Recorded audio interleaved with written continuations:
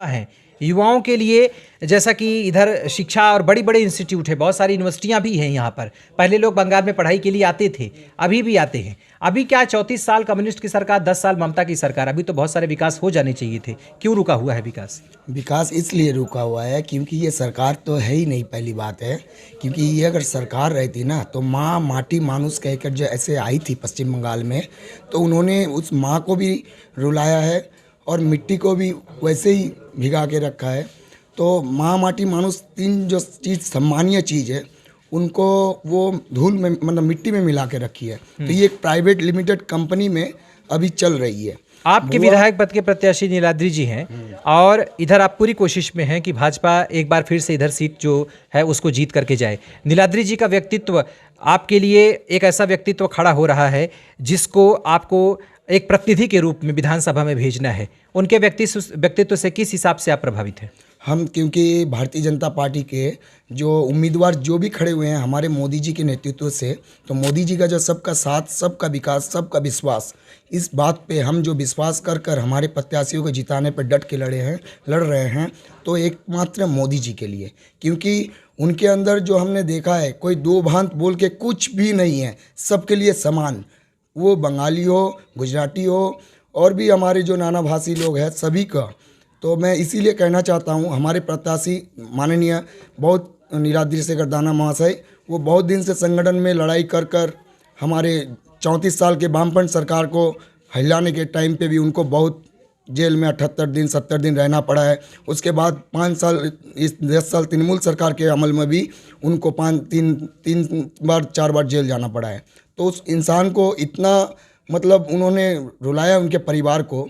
तो आज भारतीय जनता पार्टी ने जो उनको टिकट दिया है, वो हमें बहुत गर्व महसूस हो रहा है कि हम तो जैसे भी हो एक भारतीय जनता पार्टी का कार्यकर्ता 10 तृणमूल नेता के समान है। आप किस मुद्दे को लेकर के चाहते हैं कि भाजपा यहाँ पर जो प्रत्याशी लड़ रहे हैं, क्या क्या उम्मीदें हैं आपको बीजेपी से? और मोदी जी की रैली को आपने सुना होगा, तो अभी क्या उम्मीद है आपको कि यहाँ पर अगर भारतीय जनता पार्टी की सरकार मान लीजिए चीफ मिनिस्टर भी बनते हैं, विधायक तो आपके हैं ही हैं, चीफ मिनिस्टर बनते हैं, तो क्या कुछ उम्मीदें लगा कर बैठे हैं आप? यहाँ का उम्मीद जो है, जो यंग युवा लोग हैं, जो अभी का मेन समस्या नौकरी अभी पश्चिम बंगाल में उतना है नहीं। 2014 साल से टेट एग्ज़ाम जो पास किए हैं, अभी वो भी कोई भी इंक्लूड नहीं हुआ है। अभी जो भी अभी है इंक्लूड हो रहा है, लेकिन उसे क्या हुआ है, यहाँ जो टीएमसी नेता लोग हैं, वो लोग 10 लाख 12 लाख घूस दे के जो परीक्षा में पास भी नहीं किया है। और टीएमसी तो कहता है कि उसके पास पैसा नहीं है। क्या टीएमसी कहता है उसके पास पैसा नहीं, वो बड़ा गरीब है, ममता कहती। टीएमसी के एक से नेता जो है, छोटा से लेकर बड़ा तक, सब पूरा जो पहले एक बीड़ी 3 आदमी पीता था, अभी एक आदमी क्या करे, एक दामी सिगरेट पीता है। ठीक है, जो पहले जिसका साइकिल नहीं था उसका भी 4 व्हीलर गाड़ी हो गया है। ठीक है, अभी सब जितना छोटा से लेकर बड़ा नेता है, बहुत सब कोटिपति लाखपति बहुत पैसा वाला हो गया। क्या कहेंगे? सब और बंगाल में देखिए, भारतीय जनता पार्टी आने का सबसे बड़ा मकसद यही है, मोदी जी की एक बात कि हम लोग भारतीय जनता पार्टी के जितने भी कार्यकर्ता हैं मोदी जी को देख के समर्थन में आए हैं। और सबसे प्यारी बात उनको हम लोगों को लगी है कि ना खाऊंगा ना खाने दूंगा, और मुझे कसम है इस मिट्टी की, मैं इस देश को कभी झुकने नहीं दूंगा।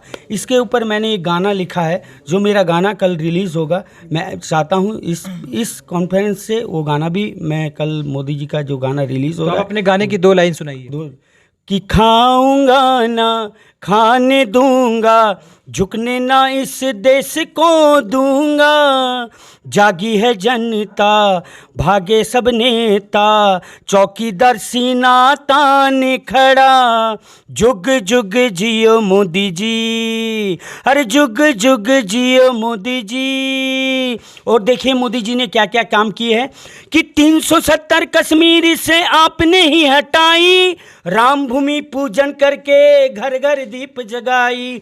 370 कश्मीर से आपने ही हटाई, राम भूमि पूजन करके घर घर दीप जगाई, झुक गए दुश्मन भारत के आगे, चौकीदार सीना तान खड़ा, ले लू बलैया बाटू में लड्डू, चौकीदार सीना तान खड़ा। तो प्रधानमंत्री जी के लिए देखिए ये गीत भी लिखा जा चुका है। युवाओं में इस तरीके का जोश है, इस तरीके का उत्साह है। और खासकर उनको पूरी तरीके से उम्मीद है कि यदि भाजपा सरकार यहाँ पर आती है तो विगत जो आधे दशक से यहाँ पर विकास रुका हुआ है, यानी कि कुल मिलाकर कह ले हम 50 सालों से 10 साल ममता, 34 साल वामपंथ की सरकार, और वामपंथ जो ढिढोरा पीटती है चारों तरफ कि हम में गरीबी है, हम बहुत साधारण तरीके से रहते हैं, हम पूंजीवाद के विरोधी हैं, यहाँ पर आकर के आप वामपंथियों की और तृणमूल कांग्रेस के नेताओं के बंगले और गाड़ियाँ आप देख सकते हैं। तो विकास जिसके आधार पर प्रधानमंत्री नरेंद्र मोदी आ रहे हैं, विकास जिसके आधार पर बांकुरा के लोग पूरी तरीके से उम्मीद लगाए बैठे हैं, विकास जो बांकुरा के दोनों तरफ घिरी हुई नदी है जो अब तक सूखी पड़ी है, उसमें फिर से पानी की धारा लाने का काम प्रधानमंत्री नरेंद्र मोदी करेंगे। प्रेस वार्ता लाइव के साथ विवेक रंजन सिंह, आगे हमारे साथ बने रहिए, हम आपको बंगाल चुनाव की पूरी अपडेट देते रहेंगे। धन्यवाद।